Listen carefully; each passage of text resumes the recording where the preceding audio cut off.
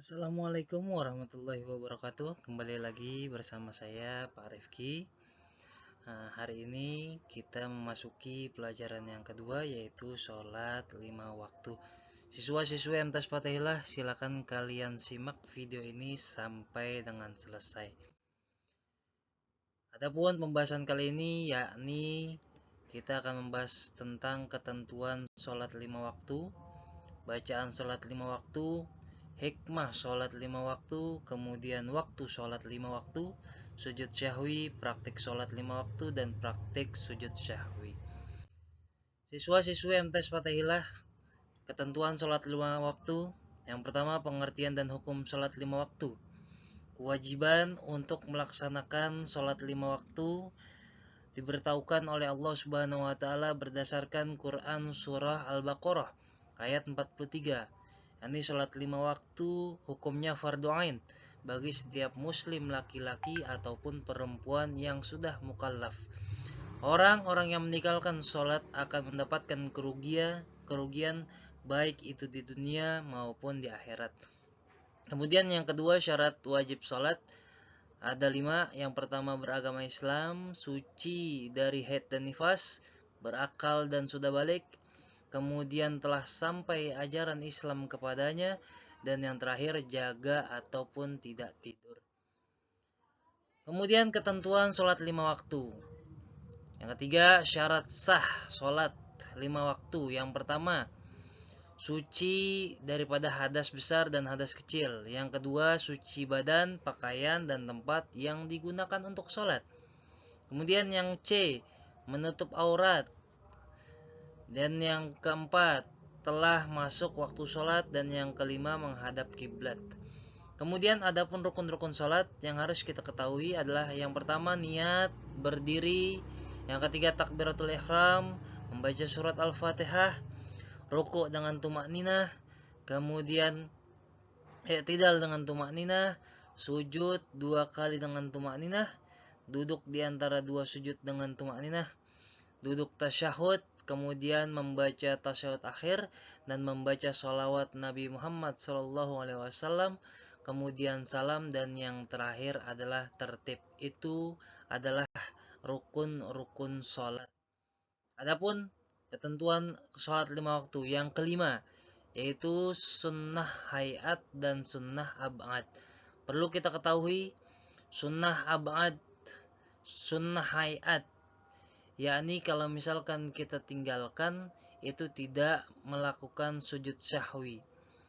Seperti halnya contohnya kita tidak membaca doa iftitah, ta'awuz, kemudian takbir pada setiap perpindahan gerak, takbir intikal, kemudian doa setelah ruku, doa setelah sujud. Nah, itu adalah sunnah hayat. Kalau kita tinggalkan tidak akan mendapatkan ataupun tidak disunnahkan untuk sujud syahwi.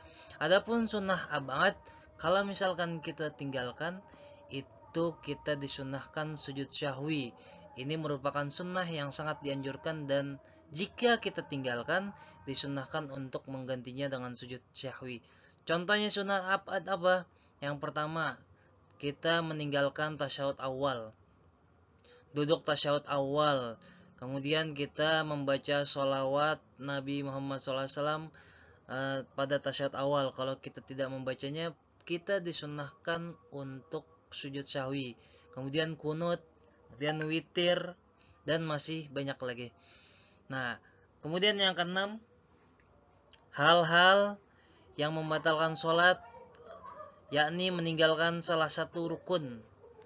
Kemudian yang kedua, tidak memenuhi salah satu dari syarat sholat dengan sengaja, berkata-kata dengan sengaja, bergerak 3 kali berturut-turut, makan dan minum walaupun sedikit, tertawa terbahak-bahak, terkena najis, kemudian berhadas kecil ataupun besar, kemudian mendahului imam sebanyak 2 rukun berturut-turut, dan yang terakhir kita merubah niat atau membatalkan sholat. Itu adalah hal-hal yang membatalkan sholat.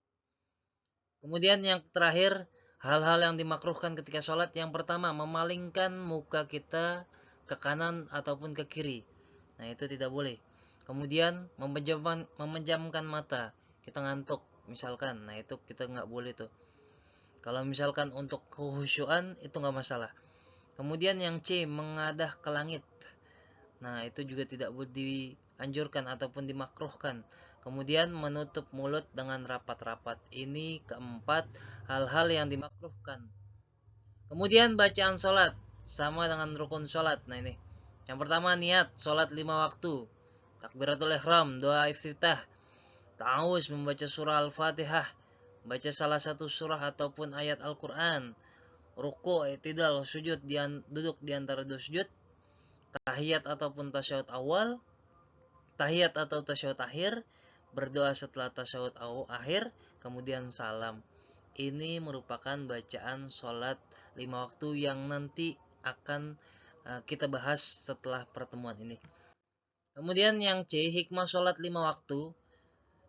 Sholat dapat menghapus dosa-dosa, yakni dosa-dosa kita yang telah kita lakukan. Kemudian sholat merupakan benteng hidup. Kemudian yang ketiga, sholat mendidik jiwa agar terhindar daripada sifat tercela. Sholat membina rasa persatuan dan persaudaraan antara sesama umat Islam. Kemudian yang kelima, duduk iftiros di antara dua sujud dan tahiyat awal. Dan yang keenam adalah duduk tawaruk, yaitu tahiyat akhir kemudian salam. Ini hikmah sholat, yakni sholat itu mencegah daripada perbuatan keji dan munkar. Jadi kalau misalkan kita sholat, sholat adalah tiang agama. Kalau misalkan kita hancurkan tiang tersebut, maka hancurlah agama tersebut. Kemudian waktu sholat yang telah ditentukan, waktu zuhur. Nah ini waktu asar, waktu maghrib, waktu isya, dan waktu subuh. Terkadang jam ataupun waktu-waktu sholat ini berubah-ubah. Nah itu tergantung daripada ilmu falakiyah. Nah ini.